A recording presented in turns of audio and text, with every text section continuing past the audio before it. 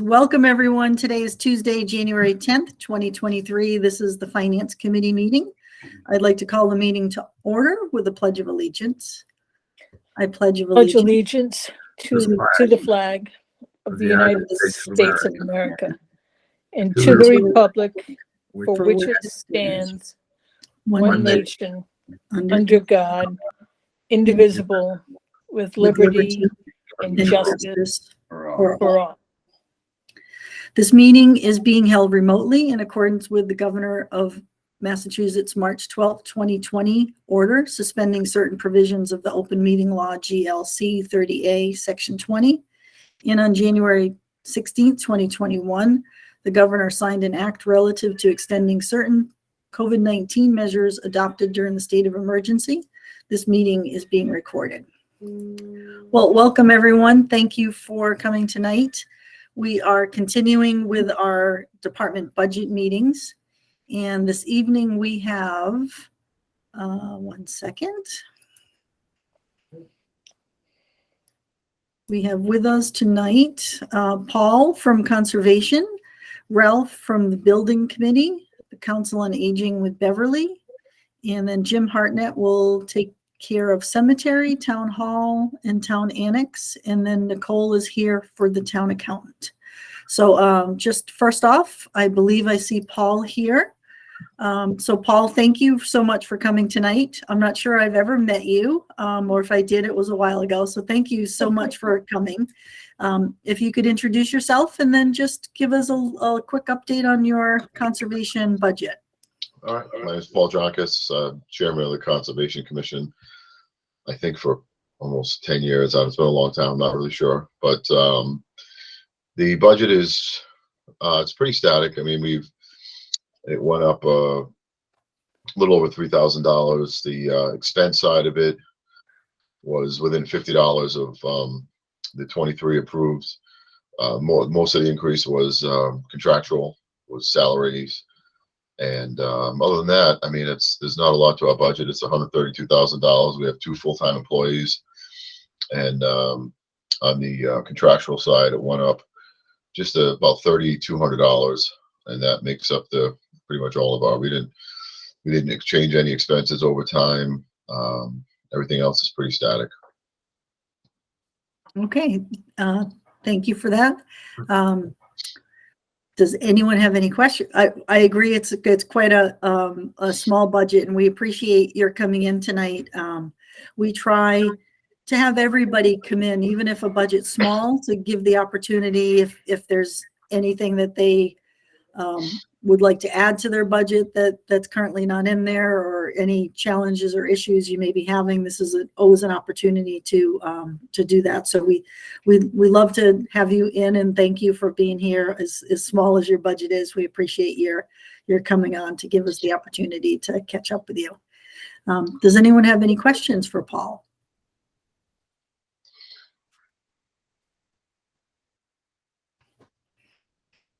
Paul, you might have the easiest budget that we've ever had. It's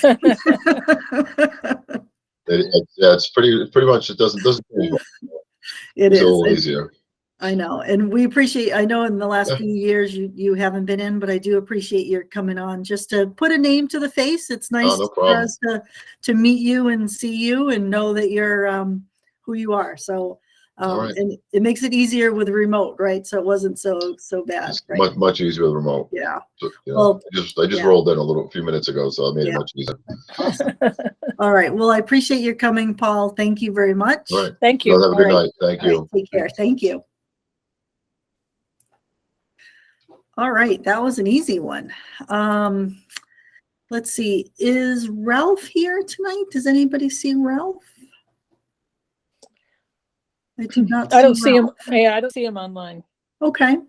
Well, Beverly, why don't we move into your budget then? If you could introduce yourself and go from there. You're an expert at this. Okay. Oh, yeah. My name is Beverly Bish. I am the director at the Council on Aging. I've been here since 2015. Seen a lot of ups and downs. And this year, the budget that I presented, Jim Hartnett sent me back a budget with a little bit of a decrease. And I think we're pretty much in good standing. I don't know who has heard and who hasn't heard, but I've sort of been the queen of grants this year. I think I've gotten 12 grants since January. And I was just adding up the amounts. And the grant funding that I get is for all of the programs that the town doesn't pay for or support. So it keeps our transportation going. It keeps, well, part of our transportation. It keeps our supportive day going because the town doesn't have to pay for that. It keeps our outreach staff and our outreach program going. Town doesn't pay for that. It keeps our activities going. So grants are really important in my part of the budget.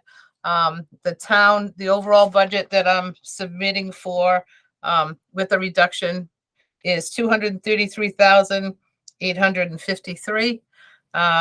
Most of it is in salary. It's my salary, my principal clerk, part-time custodian. I'm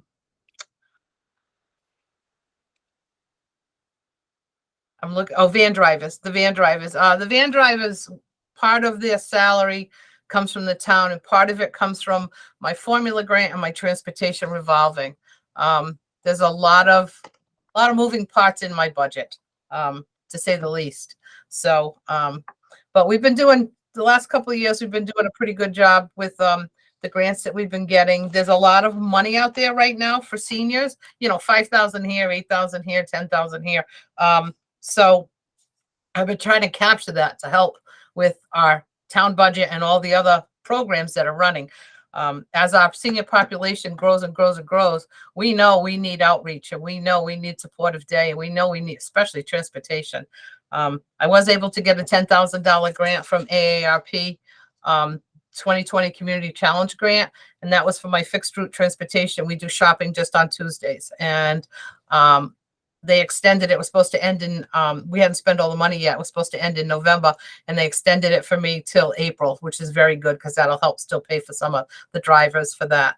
And that grant was a nationwide grant. There were 3,200 applicants and 258 people got grants. So I didn't even think I had a chance, but I put in, you never know until you put in for it. So, and now, I am part of the AARP national group, so they know us. So when there are other grants that are going to be available, it'll be much easier for me to apply for them. So that's what I keep trying to do. But I think the budget, I think we're in good shape. We really work hard to stay on budget. The town picks up half of the gas and oil for the vans, and transportation revolving and formula picks up others, and some gifts and donations too. So I don't know if anybody has any questions about any particular line items. I see Hugh. Go ahead. Hugh's got his hand up, so we'll let him. Not that so much of it. Congratulations on the grants you've gotten. That's very helpful for everybody.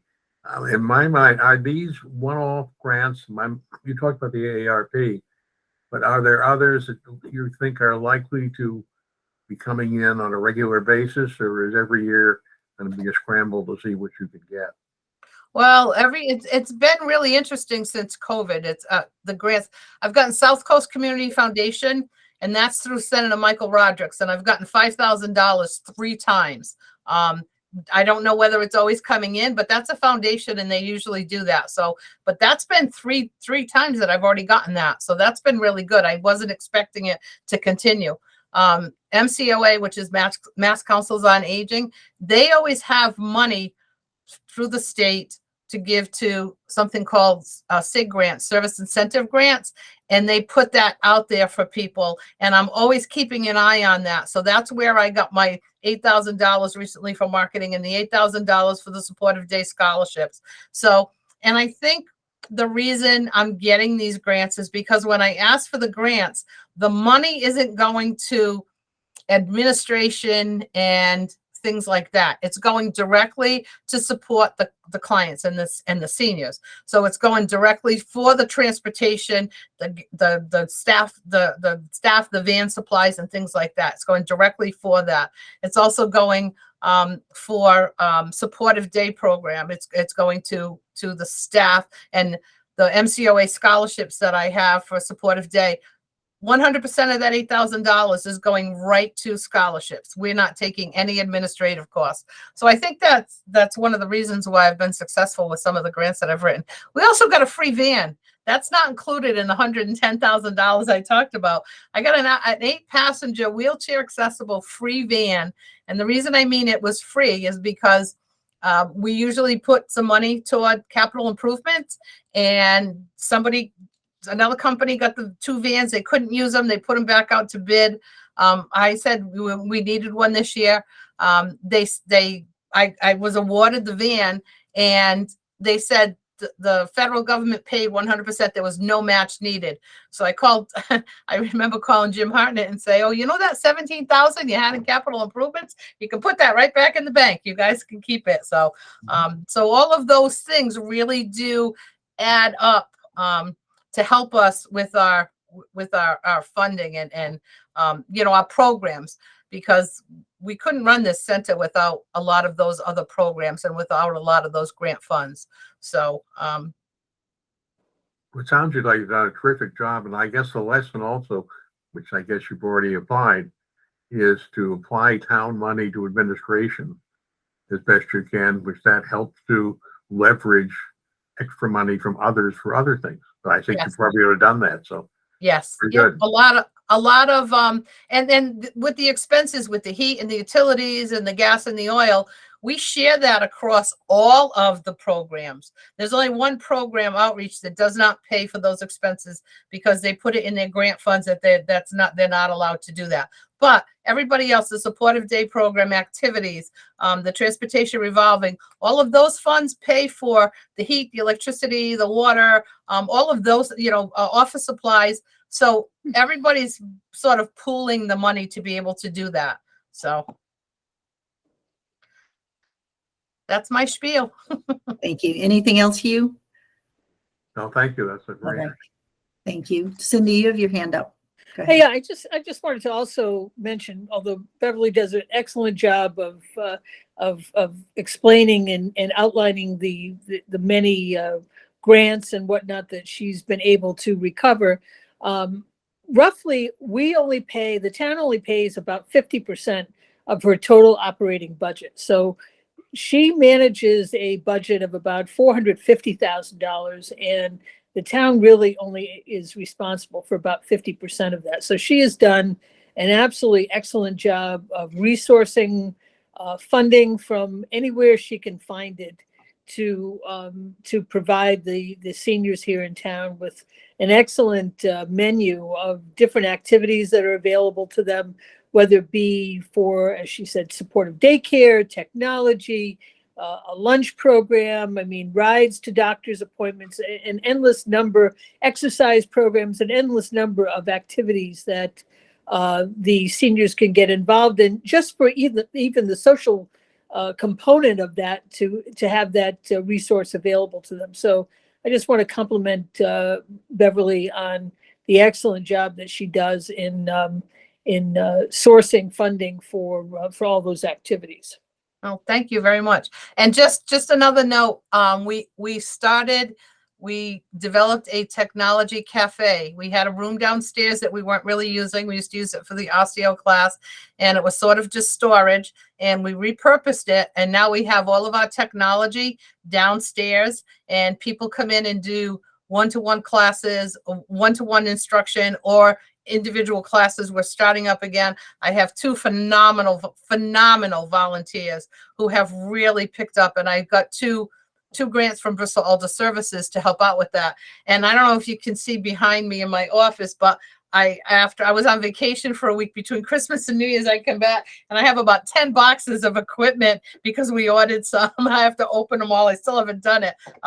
But come and visit us and come and see the technology cafe. And we're hoping to get younger people involved and learning or helping us or volunteering to be involved in the program so that we can sustain this and continue. Thank you, Beverly. That's if you serve coffee, I'll have to show up to your We internet do. cafe. I bought a Keurig coffee machine for downstairs. I absolutely did, because I'm Because with how you. can you have a cafe without coffee, right? That's right. That's right. Thank you. Thank you for all you do. Lawrence, you have your hand up. Go ahead.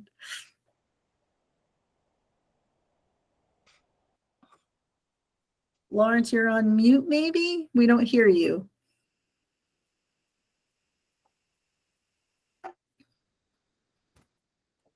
Can anybody hear Lawrence? I can't. No, I can't. No. Okay.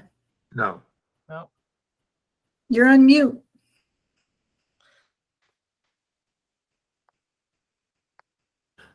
Can you hear me now? Oh, Yeah. There yeah. we go. Okay. Now it's okay. Yeah, there's like 3 different buttons I have to select. No, just sorry about that. Obviously, I probably need to come and attend your technology cafes, which Yes, is kind you of do. which was actually what my question was, just as a matter of interest, is what sort of things you covered, and obviously, basic Zoom skills or Google Meets would be one of those. And it's in there. We do both Mac products and Android products for people. We have a technology loan program, and you can come in and do one-to-one class, so somebody can help you with whatever equipment you have, or you can come in and do a class. And we do classes on everything. We do it on photography. We do it on online banking. We do it on ordering food products to be delivered from home. We do it on smartphones, tablets. I mean, we've been doing this since September of 21, and we do like a semester kind of thing and put things together. And then we ask people what they want. And quite a few people, we've probably had about 350 people go through the classes and some of the one-to-ones. And out of the people that go through, a lot of them, it's, a first time, a second time, a third time. Some of them do individuals, but it's been very, very well received.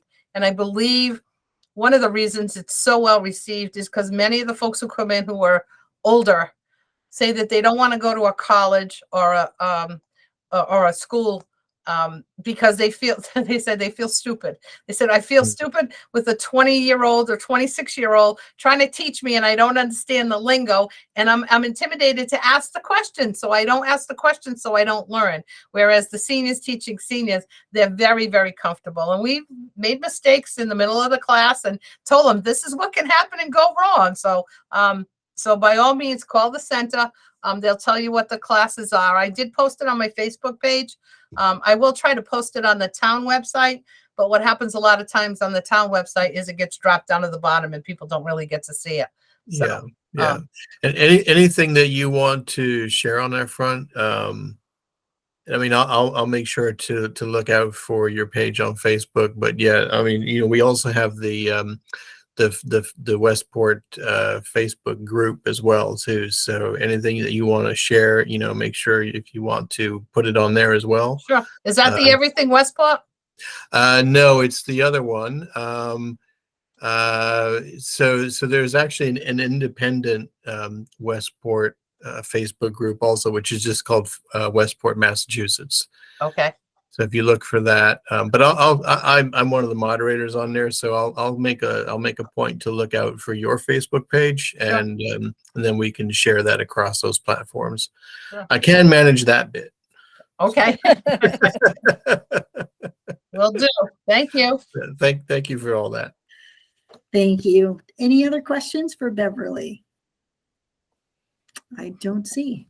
Well, Beverly, thank you so much for coming in. It's always great to see you, and I love to hear all the things you're doing for the seniors. So thank you for keeping that in the forefront and keeping that going. So well-needed service. So thank you again.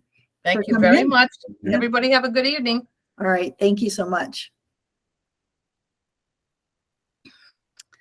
All right, so continuing on, I do not see Ralph Souza joining the meeting, so it looks like we will not be able to talk about the building budget tonight. So Jim Hartnett, if you're here, which I think you are, maybe we can go through the town hall annex, and the cemetery budgets. Sure. Hi, Jim. Go ahead. Good evening. Those of you who don't know me, and I think everybody does, I'm Jim Hartnett. So it's always tough following Bev. She does a great job presenting. She does. Bear with me. Town Hall Annex, the budget itself is pretty straightforward. We have contractual raises with the non-clerical staff, which is the maintenance position. I do want to talk to Nicole about that. I just want to refine that number. It's within a couple of $100, but I'm just looking at it there now, and I realize that we put a estimated number, so we'll adjust that slightly as we move forward. But it would be minimal. As far as the expenses go, we bumped up the heat $2,000. We bumped up the water testing, and this is the testing within the buildings. We have public water supplies in both Town Hall and the Town Hall Annex, so we need a private operator to come in and test it on a monthly basis. We've actually reduced some of the costs on that. We have the maintenance staff doing the actually water testing, and we submit it to the public water supply operator, and they follow up with it. So we've saved a little bit there, but not much. Going back down, most of the other expenses are the same as last year. Building repair and maintenance staying the same at about $58,000. Vehicle repair, $500. Professional services, $3,000. Telephone, gasoline and oil, we went up $50.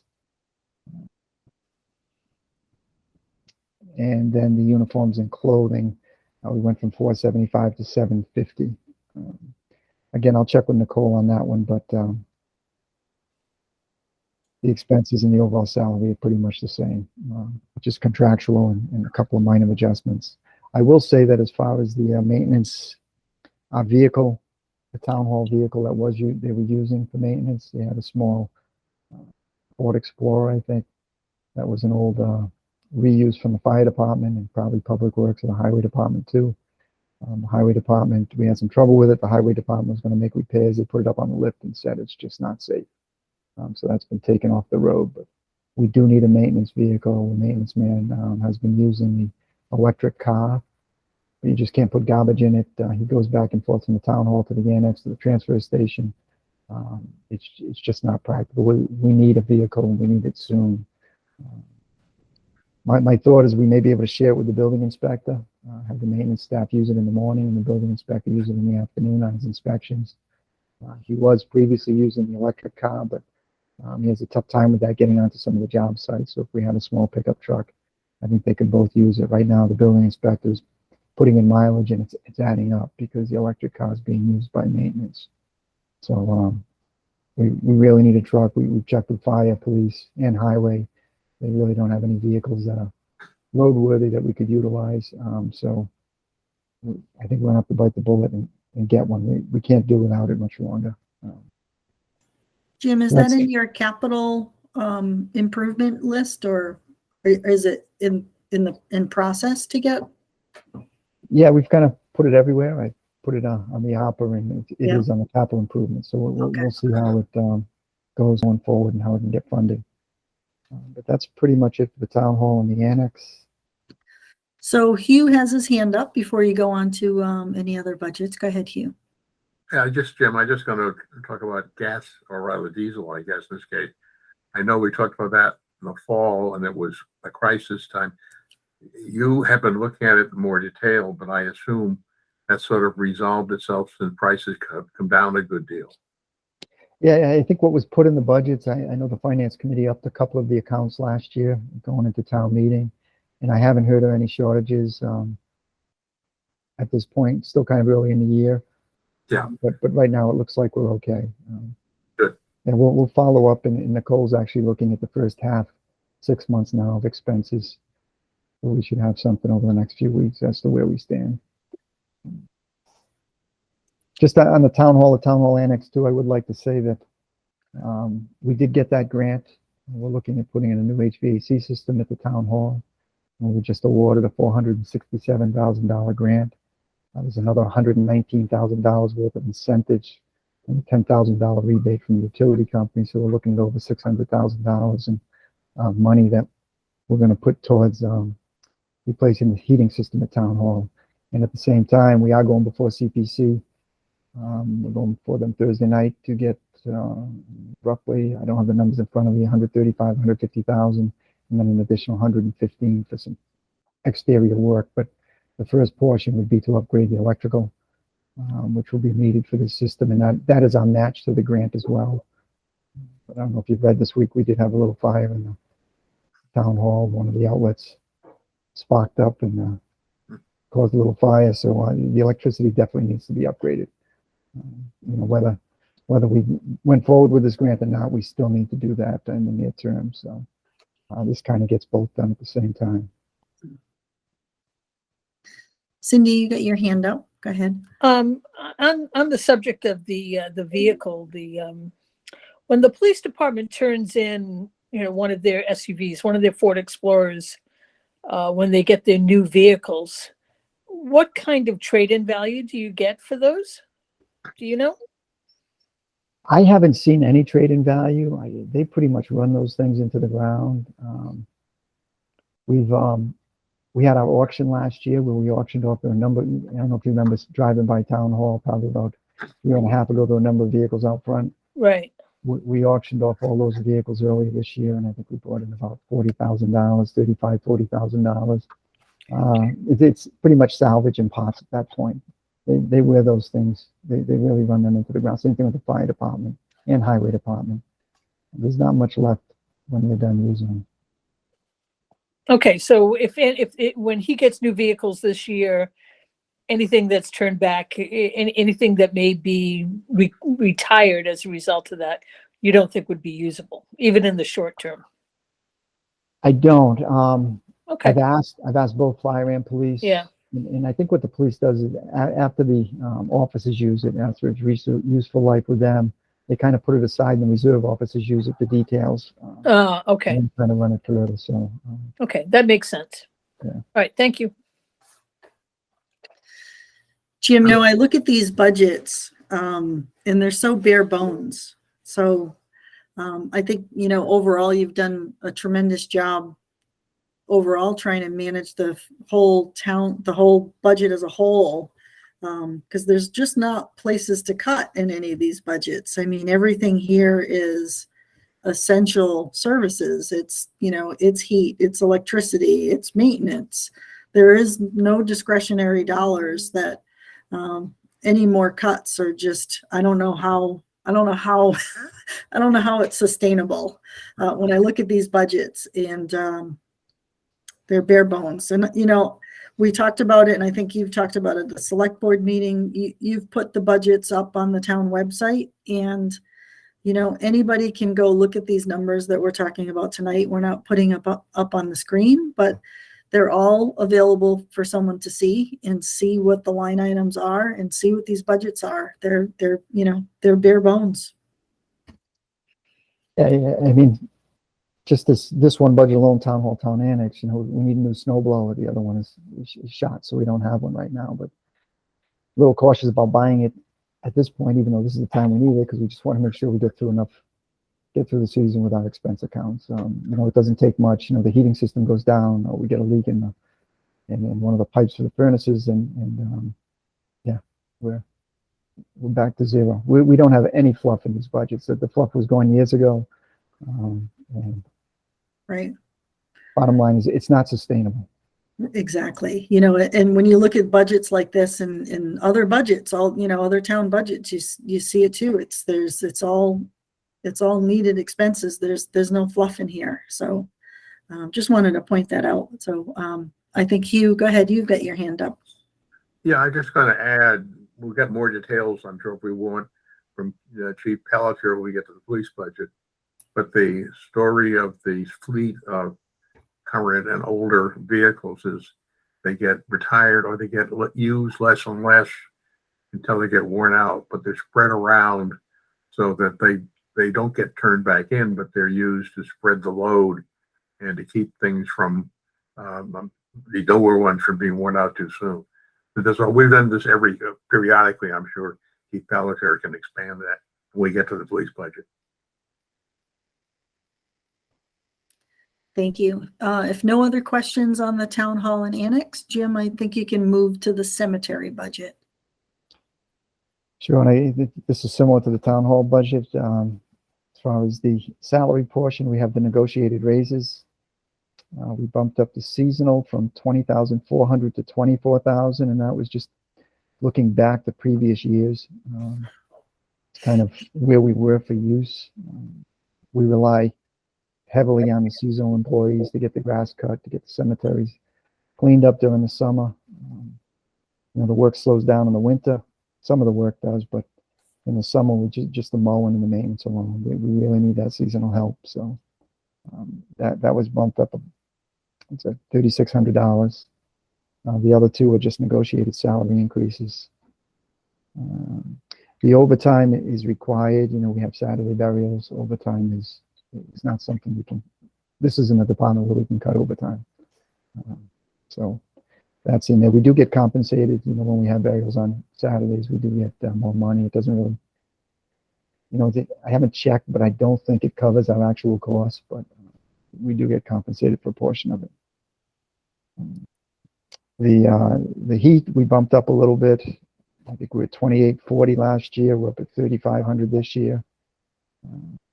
And if you look back the previous years, we were at 3,000, 2,800. So we're probably close to where we should be. The electricity bumped up $140. Equipment repair, 2,500. That didn't change. The vehicle repair did go from 2,225 to 5,000. And this one, I spoke to Ronnie Port. He's the cemetery foreman this year. He'd actually like to see that higher. That was his one request, to see that higher.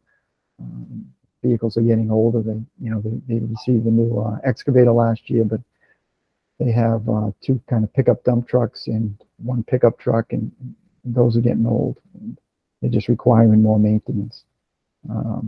He's also kind of changed the program around a little bit. He's a little bit more involved in the maintenance, doing pre-maintenance or maintenance prior to the things breaking down, which I think in the long run will help, but in the short run, it costs a little bit more money. So the rest of the expense accounts were pretty much the same.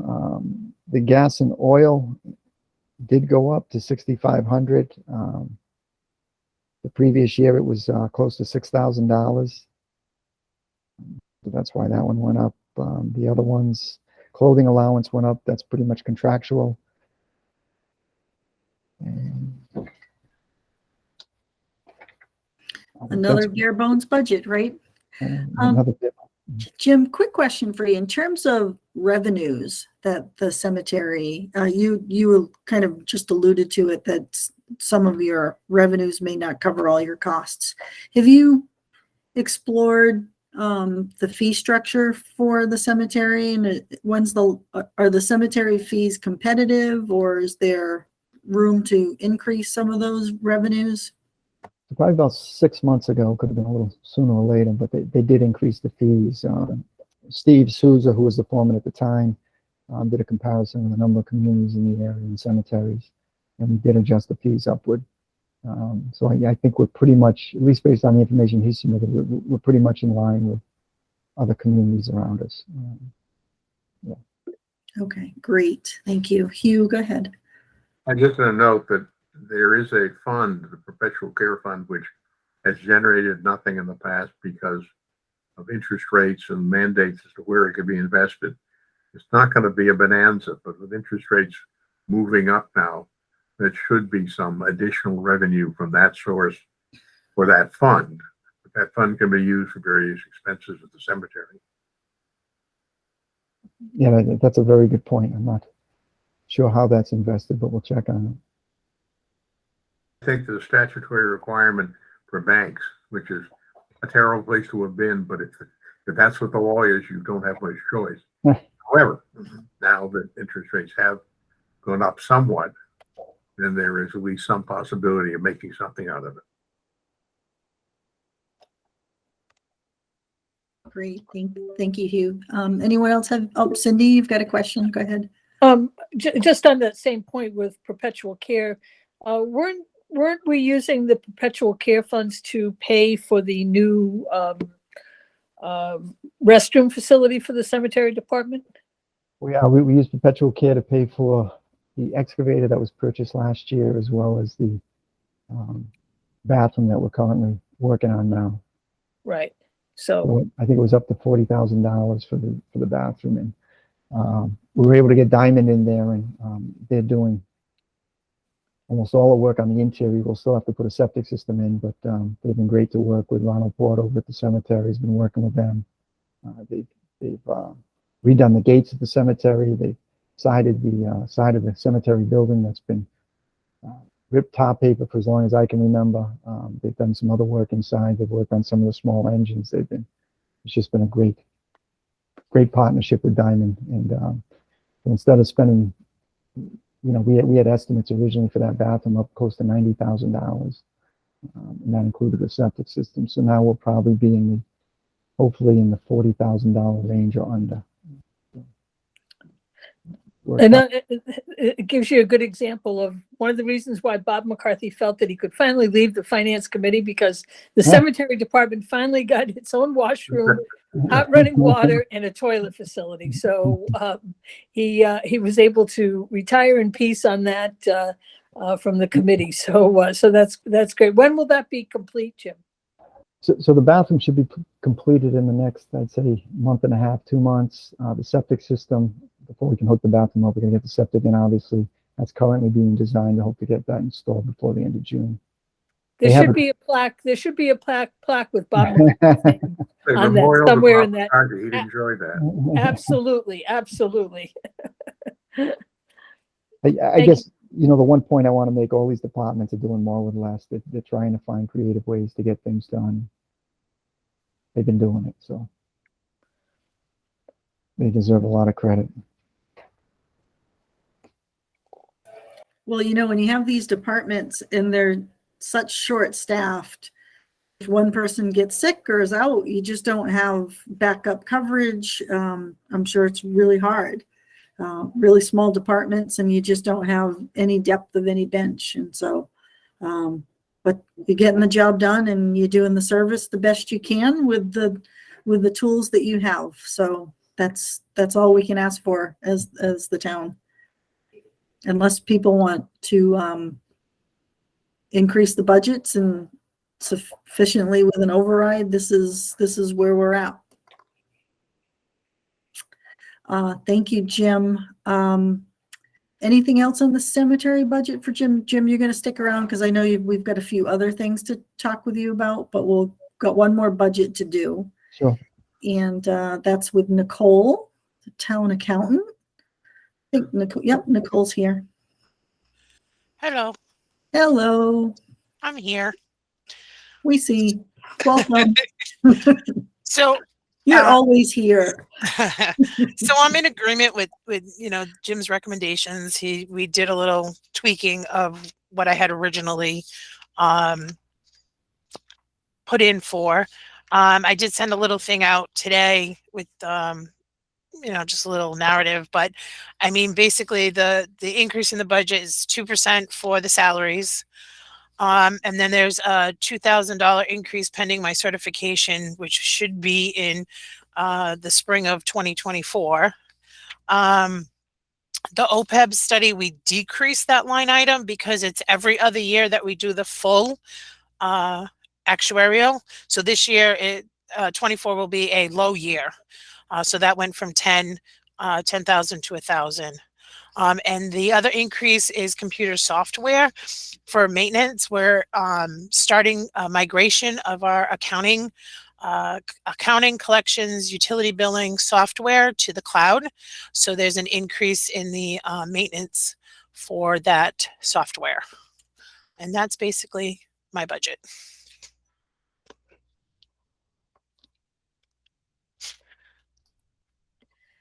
And thank you. Does anyone have any questions for Nicole?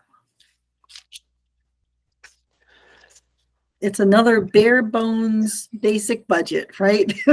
Not a lot of discretion in there, that's for sure. I do have a question. Go ahead, Cindy.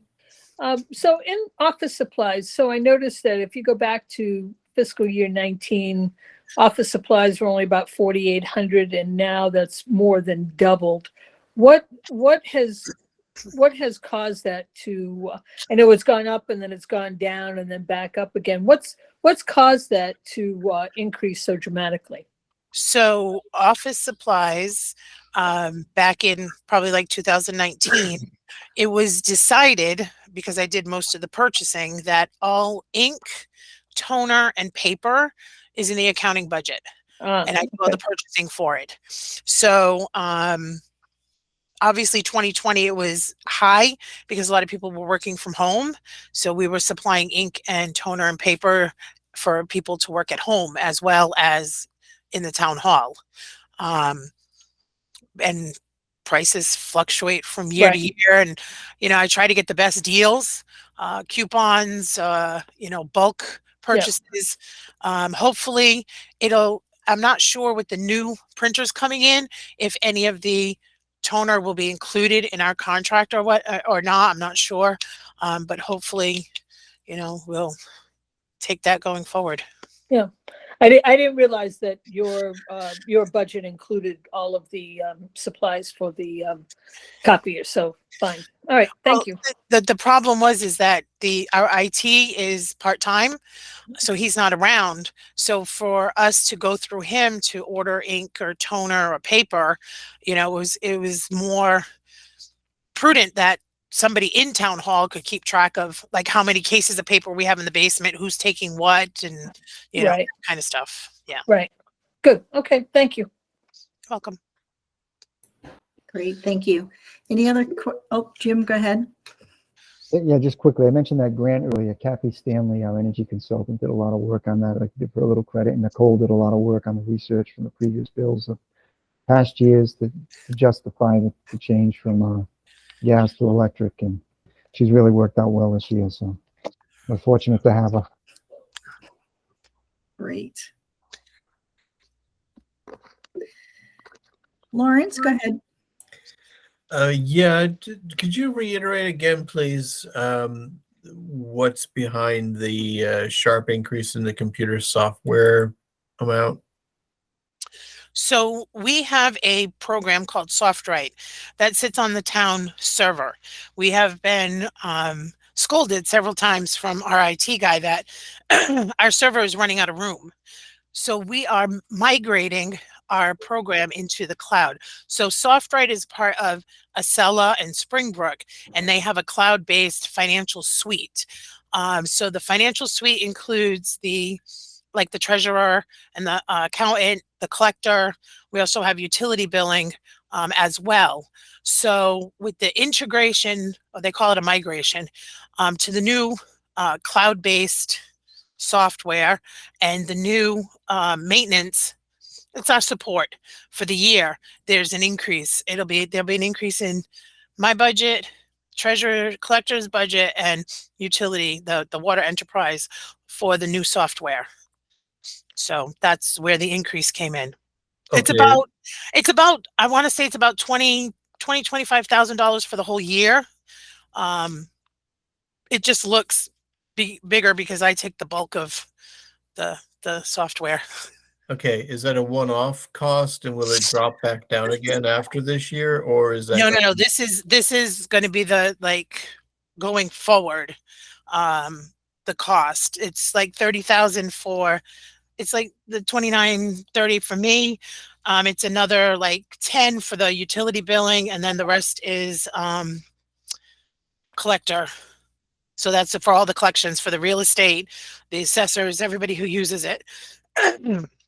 And this also includes the school department, because the school department doesn't pay separately, but they have the program as well.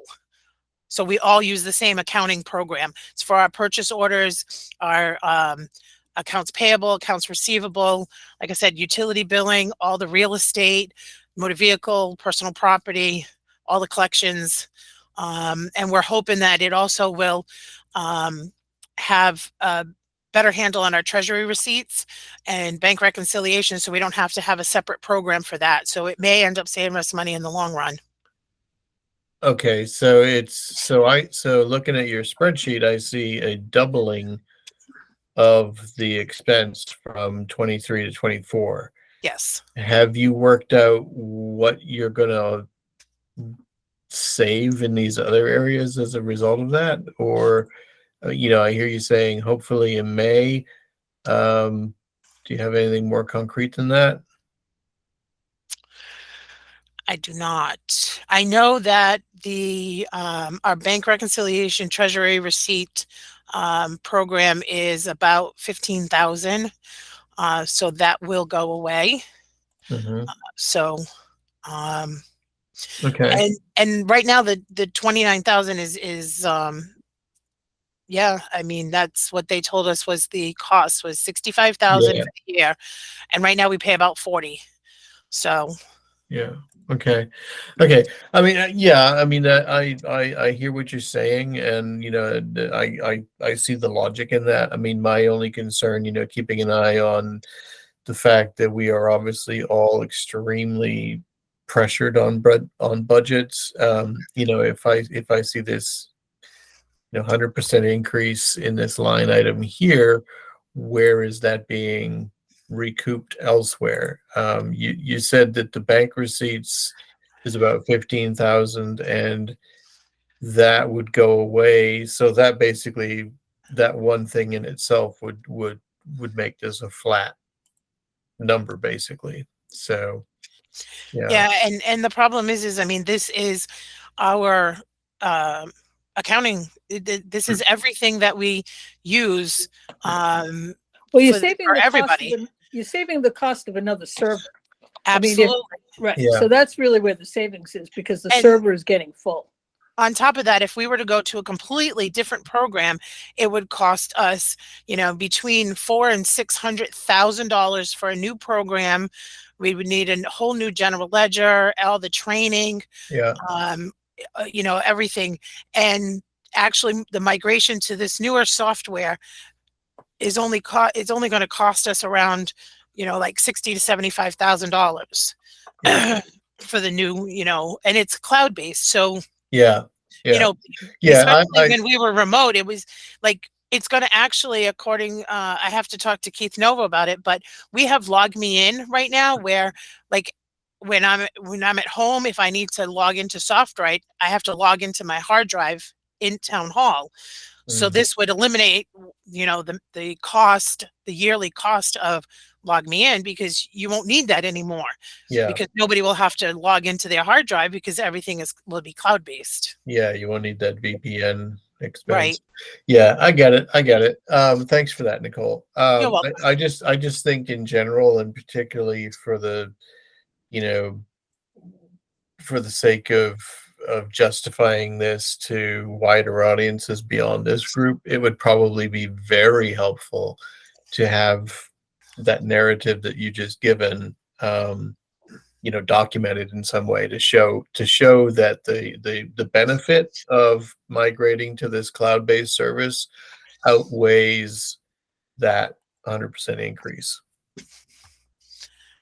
Yeah, I'll see if what I can write up, and I'll get some more information from Keith about, like what the cost of Log Me In is, and cost of upgrading the server as well. Okay. Yeah, I think that'd be very helpful. Thank you. You're welcome. Great, thank you. Zach, you're up. And you're muted, Zach. I got There it. you go. All right, you're with us. Yeah, I just have a quick question. Is Joanne the assistant department head? Is she full time? Yes, she is. Okay, I was just wondering why her salary stayed even across the last 2 years. Okay, so what happened was, so when I was the assistant, it's been increasing 2% each year. I actually have some other numbers for Jim. We might be able to decrease that a little bit, because when she came in, she's at a lower rate than what I was at. So we can actually probably might be able to decrease that a little. I'm working through numbers right now, going through Jim's budget, give it to see if there's any other savings we can have. Okay, thank you. You're welcome. Great. Thanks, Nicole. Any other questions for Nicole? Yes, Karen. Oh, I just go want to add ahead. to Howard's point.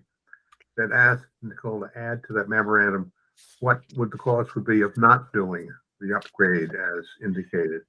I take it there's a new server needed. There might be other things. Anyway, I'm sure she has that in mind, but also the positive, but also the negatives is useful. I will get working on that. Just on that software, and I believe this is one of them as well, but we have a number of software programs on our computers throughout the town hall and town hall annex that are no longer supported.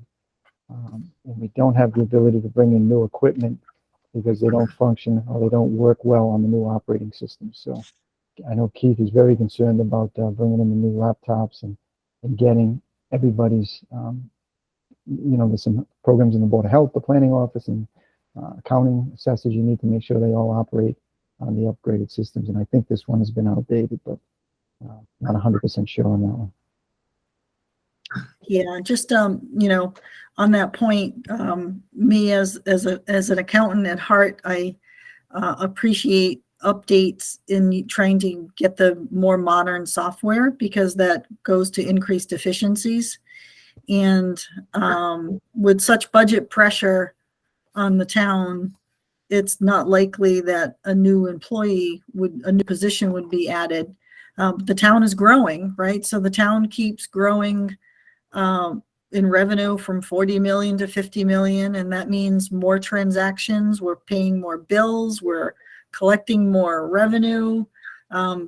Volume keeps increasing, but it's the same number of people doing those jobs.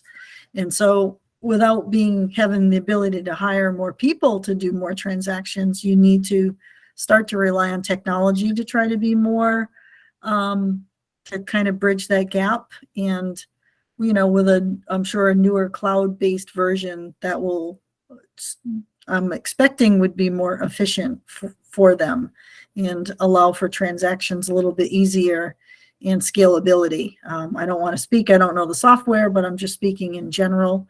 That's how I always think about software and moving to cloud-based and try to be current and efficient. Anything do you agree with that, Nicole? Yes, and I also wanted to make the comment that, Bev had spoken about 5 or 6 new grants, and Jim talked about the green communities, the HVAC, the 467. Every single grant that we have has to be accounted for separately because there's reporting requirements. And the more grants we have, it's the more workload in the accountant's office. And this new cloud-based program has more reporting, more customizable reports that we can do. Comes with like its own little report writing, where the program we have now, basically if you want a report written, you have to call the engineers and they have to create the report.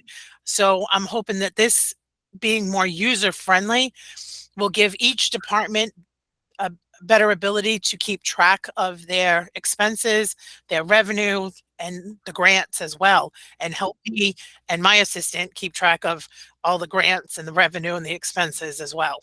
So, yeah. Put that in your memo too, Nicole. Cindy, go ahead. As most of you know, maybe not all, I was the town accountant here in Westport back in the late 70s, early 80s. Nicole is operating that department with the same amount of staff that I did 40 years ago. So it's amazing, just talking about, it made me think of it when she was talking about all the grants. It's a pain in the butt to do all of the reporting requirements and whatnot for all of those grants. And we certainly didn't have anywhere near that amount way back when. So, I mean, she does an excellent job. The town has always had a very bare bones minimum when it comes to staffing, but not only the accountants department, but certainly the treasurer's office as well. They operate with the same staff that they did back in 1980. So it's amazing. The revenues have certainly tripled, if quadrupled, probably, if not more than that since then. And a lot more bills that have to go out, a lot more money that has to be accounted for. So we all do, an excellent job in being able to take care of that, to man those offices, and computers help a lot. So I was on the town meeting floor back in 1981, the town meeting in 1981, and bought the first computer for the town hall back then. So here we are, buying software. So that's a great thing. And I don't know how you do it with just two people. Thanks, Cindy. Hugh, you have your hand up. Yeah, this is probably more for Keith, but I would suspect that the cloud approach would be more secure than having the stuff in the individual computers, or at least can be made so. And that's obviously an important thing these days to avoid the people who want to do ransomware and other things, etc. I would anticipate that this would be easier to work with than it would be having all the individual computers independent. But that's for Keith more than now, I think. I think it's a point of the transition as well. Well, also, as quickly as technology changes, you buy a computer today, within a year and a half, it's obsolete, and you have to upgrade it, and you have to change it or buy new ones. So with and then you have to take the software and download it on every single computer. So this way it becomes, like I said, more user-friendly, because every single department has access to the accounting program. They can run their own reports. They can look at all their accounts. They can see what's going on. So this way, Keith won't have to download it on every computer. You won't have to worry about the internet, not the internet, the network goes out, or it rains and the phones go out. So this is, I'm hoping that this is a good place to move forward and, move into the future. It sounds like maybe it makes up for some of the lack of staff. Yeah, I mean, 18 years ago when I started in the accounting office, it was 3 days a week. So it has evolved quite a bit, because some days 40 hours on either the assistant or the town accountant side is just, it's still not enough sometimes, some weeks. So. Great. Thanks, Nicole. Lawrence, you got something else, and then we'll wrap up our town accountant. You've been an interesting one, Nicole. Yeah, indeed. Just to tie this off. So yeah, again, Nicole, if you can capture all of that somehow in some sort of written up narrative form, I think that'd be really, really helpful. Because to me, it's a no-brainer. Spend this money, upgrade the system. We save a heck of a lot in both hard and soft costs across the board. So we just need to make sure that message is really understood loud and clear. Thank you, Lawrence. Thank you. Yeah, and the message is too that the town's not just spending money to spend money. It thinks very hard to add any amount on any line item, is looked at really closely and really determined, is this necessary? And is this the way to spend? There's no available money, so where does it go, and how do you fund it? So everyone looks at it really close. And so this is a testimonial of that. So thank you everyone for looking at that closely. So no other budgets tonight. I would ask, I don't know who the liaison to the building department is, but if they could get in touch with Ralph to get ourselves rescheduled, and then let us know when we can get Ralph back on the schedule. So he didn't appear tonight. I can take care of that. Okay, great. Thank you. Great. Okay, so the next item on our agenda is to talk if we have any updates on the fiscal 24 budget as a whole, and if we need to talk about anything for the override. Jim, do you have any updates? I know you presented a little more to the select board last night. I'm not sure if anything changed of any substance at this point since our version from a couple of weeks ago. Oh, you're muted. There you go. You're on mute. The version you got a couple of weeks ago was pretty much where we are. I think there were two things that changed, minor things that changed. School choice Looks like it's going to go down a little bit from what we projected. So that'll be about a 35. I think I had $38,000 savings there. And there were two minor adjustments to the Board of Health salary accounts. They didn't account for one of the step increases, a new step in negotiated raises. So that was a couple of, I want to say $2,500 roughly. Those are the only real changes that I've seen. And the revenue on the offsets, the conservation was originally $25,000. Last year we bumped it up to $40,000, but that was never voted on by the Conservation Commission.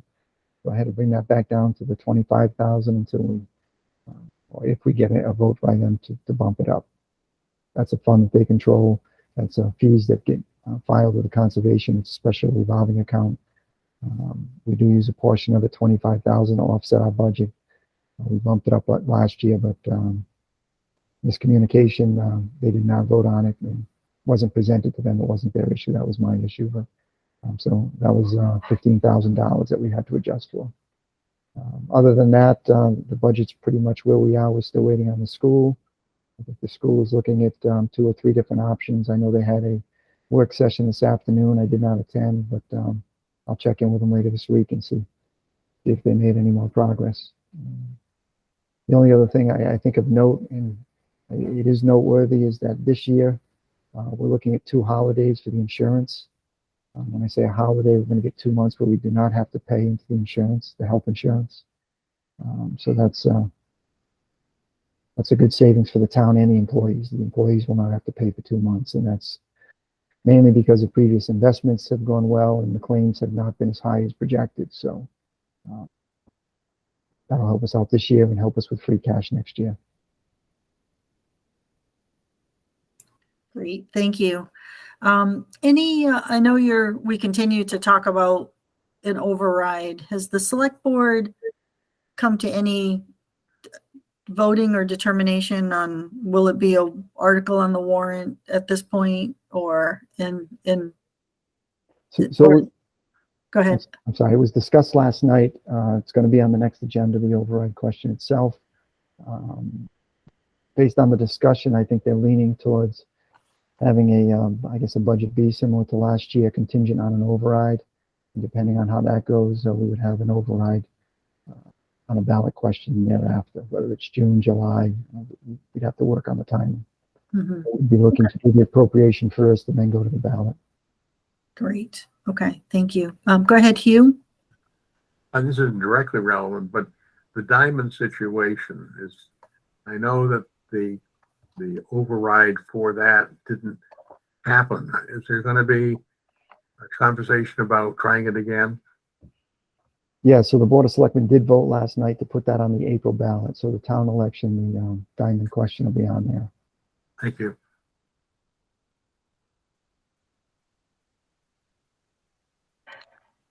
With added explanation though, right? I mean, are they going to try to promote it a little bit more heavily? Yeah, yes. And how we do that's difficult sometimes being town employees, but we're working on a response after the question, what the yes vote would mean and what the no vote would mean. We did not have that on the previous election, so we're working on that wording now. Great, thank you. Okay, well, if no other questions on the fiscal 24 budget override, I think, Jim, before we let you go, because we can take our agenda a little bit out of order.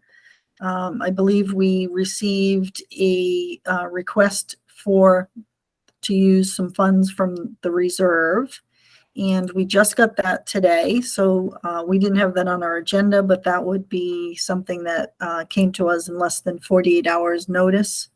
And it sounds like it might be something rather urgent. So can you walk us through? I just forwarded the email literally 15 minutes before this meeting, so I didn't even get a chance to read it myself, and other members might not have even seen it either. So if you could walk us through that. Sure, and I apologize. I meant to get that out yesterday, but just overlooked it. So on Friday, we were down at the town farm. I met with Tony Millen. We were looking at filing a request with the community preservation group to do some repairs on the gutter and some of the fascia boards. And while we were there, we learned that the oil company was no longer going to deliver oil to the building for the town side and the trustees side because the oil tanks were in such poor shape. So we met with the tenant. We talked to a couple of companies. We actually had a company go down there on Friday afternoon to assess the tanks, and they agreed that they need to come out. You know, they were able to put, I think, 50 gallons in to get through the next week or so. But these tanks both need to come out. There's some issues. We can't bring the tanks back into where they are now. There's just not enough room to get the tanks back there anymore. They've done some shoring up of the building, and there's some support posts now that block that access. So we're going to have to put the tanks, and the town would be responsible for one, and the trustees would be responsible for the other. But we're going to have to put the tanks in another part of the basement. In order to do that, we need to remove a large water tank, which is about 12 feet long and I think 42 or 48 inches in diameter. It's huge. I mentioned to the Board of Selectmen last night that it looks like a little submarine. But that's got to come out. We need to pour a concrete floor because the dirt floor where the tanks would go, and they need to sit on a 4-inch concrete base. So that'll have to be done. Install a new tank and hook it up. The cost for the tank is roughly about $4,500. Those are the estimates that we have. But we need to get the old tanks out. The company that's going to put the new tank in will do that for us. I believe that's included in that cost. But we need to pour the floor and dig it and remove the existing water tank before we can do that. The original estimate, I think we were looking close to $20,000 to $30,000. But Chris from the Highway Department was over there today. He's going to go back tomorrow. He feels that he can take the water tank out with the excavator, so he's going to work on that tomorrow. And then he can prep the floor for the concrete. He's working with a mason now to assist him pouring the concrete. So, you know, I think that cuts the cost in half at least, down to about $13,000. And I'm hoping we can get it a little bit less than that. But it's something that needs to be done. It's an emergency. She needs to keep heat in the building on both sides, the town side and the trustee side. So I'm requesting a $13,000 transfer from the reserve fund to the town farm expense account. Again, I'm hoping those costs will be a little bit less, maybe $4,000 or $5,000 less, but I don't have all the pricing in yet, and I just need to make sure we have enough to get it done. Great, thank you. Seems to be the category of emergency. I would move approval. Yes, thank you. I was just going to explain, make sure our two new members understand. We have a line item in the budget for the reserve, and the reserve is the responsibility of the Finance Committee to entertain if an expense is brought to the town that's not otherwise in someone's budget. And if it's something of an emergency or something that was unanticipated, the request comes to the Finance Committee, and we have the ability to approve that expenditure as long as it's within the dollar amount that's in the fiscal budget for the reserve as a whole. And I think Nicole, you might be.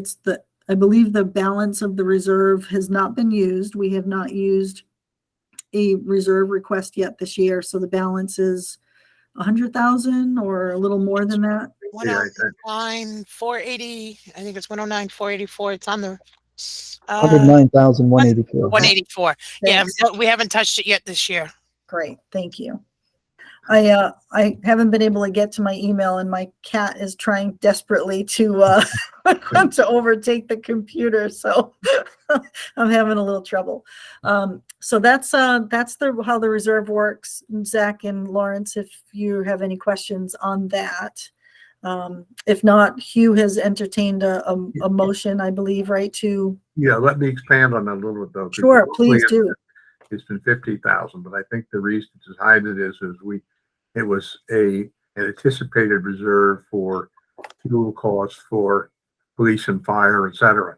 Thankfully, it hasn't needed to be used, but that's why it's much more than normal. And if we think of 50 as the normal, then still 15 fits pretty well into what we have. Thank you. That's an important point because the budgets now overall are so lean. So it's not that inconceivable that something could come up. And if there wasn't a sufficient amount in the reserve, then we would have to go to a special town meeting to appropriate those funds. And so the reserve is here so that we don't have to go through that exercise to do that. And so that's why that is one of the reasons also why we increased the reserve over last year, because the budgets are getting so lean that it's just more likely that something can miss. Zach, go ahead. Yeah, thanks for that explanation. It totally makes sense. I guess I got a two-part question, or two parts. One is, do you know who delivers the oil down there, Jim? It was Wilkinson Oil, and that's done privately through the tenant and through the trustees, so we don't deal with them direct. Gotcha. And then the only other thing I'd say, with a little bit of construction background from what you described, from the work that needs to be done, I think that price seems reasonable with the concrete and the excavation included. I could totally see, without the help of the highway department, that cost to even just a regular homeowner being north of $15,000-$20,000. So I think that's a reasonable cost. That's it. Great, thank you, Zach. Hugh, did you have a motion to? Yes, I did. I moved to You approve did. it. Did I'll anyone second that. I'll second that. Great, thank you. Any other discussion on that? If not, I'll move to a roll call. Hugh, Hugh Morton, aye. Cindy, Aye. Zach, Aye. Lawrence, Aye. and Karen, I. Did I miss anybody? 2, 3, 4. No, it's 5. Okay, great, thank you. I'm not used to the fewer people that are here. Thank you. Nicole, you have your hand up. Go ahead. Yeah, Karen, since it's approved, if you can just fill out the bottom of the form and then email it to me so that we can make the transfer. Okay, sure. Nicole, do I need to come in to sign it, or? Well, either you can come in and sign it, or Karen can sign it and email it to me. Okay. I can sign in electronically, right? Right. Okay, great. I'll do that right after the meeting. Perfect. Thank you, Jim. Let's see, I think we can let you go. I hate to let you go because you're such a welcome. Does anyone have anything else for Jim before we let him go? Thank you. Thanks, Jim. Appreciate You your guys have a coming. good night. All right, thank you. All right, so just going back a little bit to item 3 on the agenda, which was committee updates or liaison reports. Does anyone have anything to add? I do. You do. Go ahead. Go for it. So last night I went before the select board as chairman of the personnel board. And between Gary and I, neither Gary nor I are sure which one of us is a FinCom representative or which one of us is the at-large member. It used to be that Gary was the FinCom member, but then he let his membership lapse. So one of us is a FinCom rep and one of us is at large. But anyway, right now I'm chair of that committee. And the personnel board went before them. So I don't know if I'm reporting as a FinCom member or not. That's okay.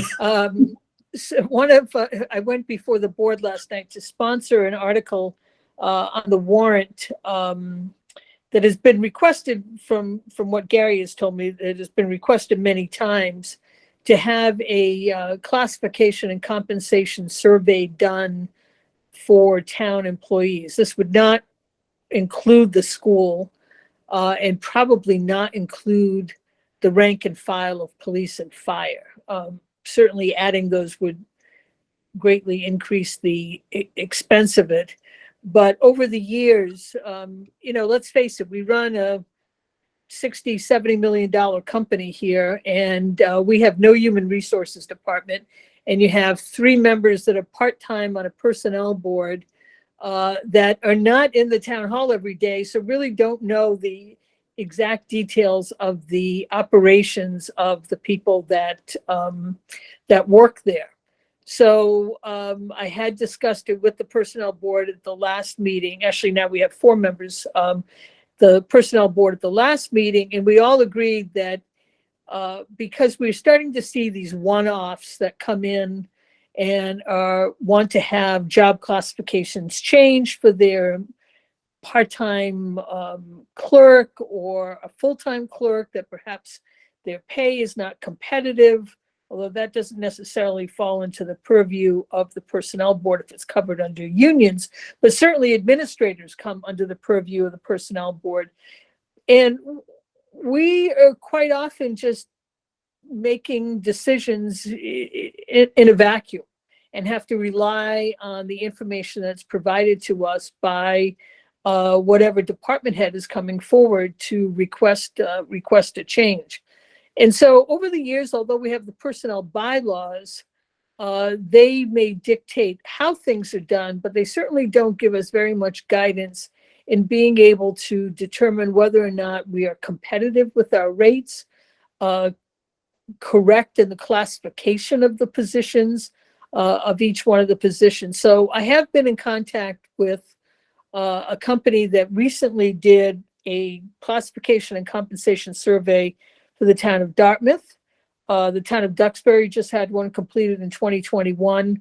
And right now this company is doing one for Somerset. So many of the communities feel the crunch since COVID, particularly when, you know, finding people to fill positions has become increasingly difficult. And we have no idea how competitive we are with our other communities. And sure, we could sit there on the phone and call around, and we're all volunteers. Personnel board, all volunteers. I mean, you know, we try to do what we can, but we do not have a human resources department. So short of that, we'd like to get a study done. I wish I could tell you right now what the estimated cost is. I have to provide some additional information to this company that seems to do quite a lot of it. I have to say, Lawrence, your wife Nancy has been very helpful in this regard to encourage us to have this survey done. Nancy is a new member of the personnel board and has been very helpful to open up our eyes to make sure that, you know, we address this problem, because these one-offs are starting to become more and more common. And as a matter of fact, Beverly Bish is going to come before us, because now with the minimum wage increasing to 15, she's got people now that are all stacked up now against minimum wage. So that has to be addressed. So there are lots of issues that we need to look at. So we are going to, the Board of Selectmen unanimously agreed that they would like to sponsor an article. My best guess is that the cost is going to be in the $20,000 to $30,000 range, from what I've been told. I actually tried to see if we could use some of the ARPA money for this, since some of the salary issue is really as a result of COVID. And maybe if it's not approved at town meeting, maybe we can go back to some of the ARPA money and look at that and see if that might be a valid expense that we could use for that. So it would be a free cash item. So we'll wait and see. But I just wanted to give the Finance Committee a heads up that when we do see the warrant articles, it is anticipated that the Personnel Board and the Board of Selectmen will co-sponsor an article for this study. Great. Thank you, Cindy. Hugh, did you have your hand up and then it's down? Oh, you're muted too. I was thinking I think we pretty good guess what the outcome would be, and that there we find ourselves promoting people need more money, which we don't have. The other hand, it might be part of a support for the override, which may or may not happen. And I suppose it's good to have information whether or not you can do anything about it. So, right. I mean, yeah. I totally get your point that, yeah, maybe we're just opening up ourselves to for ammunition for higher wages. But it's only fair that we pay, fair wages. I mean, we find it increasingly difficult to fill open slots. And a lot of that is because we're not competitive in the wages. Highway Department finds that, the Board of Health finds that, perhaps clerical, not Yeah. as much, but certainly in the labor-related areas, it's a big problem. Yeah, I don't disagree with you, but Yeah, I don't think fair is the issue here. It's capacity. So it's not Right. that we want not to pay, we don't have the capacity to. But you're right. right. We'll see. We'll see if it can be approved. Great. I'm stuck. Thank you. I thought I was stuck. Lawrence, go ahead. Yeah, I just Cindy, I just wanted to check. There may be some more investigations, some more scoping that Nancy could do for the personnel board on this question before taking the step of taking this externally and paying an external company $40,000 to run a survey. There's just throwing that out there. I know she's got a tremendous amount of experience in this area, and being a member of the personnel board now, and if I can volunteer her, she might very well be able to provide some good guidance to address or answer some of those questions before it needs to go to a full-blown study, or perhaps even trim some cost off of that study as a result. Oh, I would certainly be looking for her guidance well in advance before we ever even got to the step of where it was actually an item on the warrant. So this is the preliminary step to Gotcha. get the support of the select board, and if we get there, I know the select board will support it. Yeah, I think that's great. I think that's Yeah. great. And I just know from personal business experience too, there can be so many other reasons besides pay and benefits that matter to employees. And yeah, I'm sure with her on your side, you guys will be able to come to a good conclusion as to what needs to be done. So Right. sounds good. Yeah. Great. Thanks for the update, Cindy. Anything else on liaison or committee reports? I see no hands, so okay, that's great. Back to the agenda, the minutes of January 3rd, 2023. If everyone has had a chance to review them, if someone wants to make a motion to approve. So moved. I heard, thank you. I saw your lips moving, Hugh, so. Thank you. I will, any comments on the minutes or anything? No, okay, I will go to a roll call. Hugh? Hugh Morton, aye. Cindy? Aye. Zach? Aye. Lawrence? Aye. And Karen Ross, aye. Thank you. Minutes approved. Just quick, we have just topics for next meeting, our next meeting schedule. We are meeting next Tuesday again, January 17th, and we're continuing with the department budgets. We'll have information technology, the assessor, the Board of Health transfer station and animal control officer, and the planning board, and then we will do the finance committee in the reserve fund next week. And if we're able to reschedule building for next week, that would be great. If not, we'll work that out. Cindy, go ahead. Do you feel at this time it's necessary to, are you going to wait until we perhaps get some new members before reassigning Bob's liaison contacts? Well, it's a good question. I mean, if anybody is interested in Bob's. Because I think he had Board of Health. He had cemetery, right? Board of Health. Yeah. I believe was his. Cindy is also Tracy. And Tracy school too, was so- the report. Right. Yeah, I mean, we don't have liaisons for the school department. We don't have liaisons for the cemetery we just went through, and I think we're okay with that, but we don't have a liaison for Bob's, the Board of Health transfer station as well. And then Bob was on one committee, and that's the infrastructure planning committee, so we don't have any representation there. I was, someone from the committee contacted me this week and asked if someone was going to be appointed, and I said to them that I will put it out there for if someone wants to volunteer, but at this point, we're down to members, and I don't know if someone will volunteer, so we may be without representation. I can't volunteer for the committee, so I would be happy to volunteer for the infrastructure committee, as I have already had some experience with those guys. I would also be happy to pick up Bob's liaison with the Board of Health and Tracy's liaison with the school. oh boy, you're looking for a big commitment there. I know, I'm a sucker for punishment, I guess.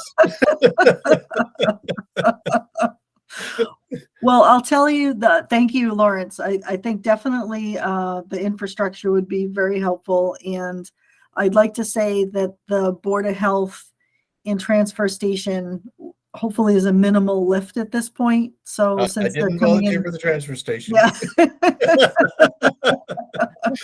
Well, it's all one. Right. Okay, gotcha. They're all in one. Yeah, So, well, so whatever hopefully then. that's a light lift. Yeah, that's fine. And we definitely appreciate your jumping in on the school, and I think that's helpful, and maybe Cindy and myself, or someone else as well, can kind of go through. So we really should touch base with the school. I know they're working very diligently on many budget meetings, and I'm sure they're having a lot of meetings, but we haven't touched with them. They're scheduled to come in front of us on February 7th, so that's not that long away. And we can certainly touch in with them and just see where things are. But thank you for all your volunteering there. We appreciate it. No problem. I know it's kind of unprecedented times and Right. just in the lurch, but Right. yeah. No, appreciate it. And again, the finance committee has 2 open members, open positions. And so I kind of was hoping last night, Cindy, when you were there, that you would have mentioned that at the select board to kind of give us a little. Well, actually, Shauna mentioned it at least twice, if not 3 times during the course of the meeting, that there were openings on the finance committee. So, did she? Good. yeah, Okay. I didn't. yeah. Good. So, Okay. Thank you. Thank you. And then also, for the interim, not that I don't think it really matters, because I would like to think that by the time we do budgets next year, we will have 2 additional members. But just for what it's worth, since Jim is is kind of the cemetery department head pro tem, more or less, since he seems to have a revolving door of foreman there. He did that along with the town annex budget, and it's a pretty straightforward budget. I have the town annex budget, so I'll include cemetery as mine. Not that there's any heavy lifting required in that budget by any stretch, but I'll take on that. So the problem with the school budget meetings is that, generally speaking, they have them at 4:00 in the afternoon. I mean, they do it, right after school during superintendent's hours. So sometimes it's difficult. They do not record them.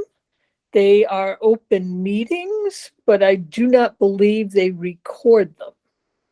So I think it just makes it a little bit difficult sometimes to monitor their budget meetings. I know Jim has been pretty good at attending a lot of them. As he said, he didn't get to one, was it yesterday or today?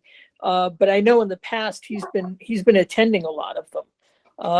They're facing about $1 million deficit in their budget. So I think that they've been working pretty hard to try to find a way to make that work.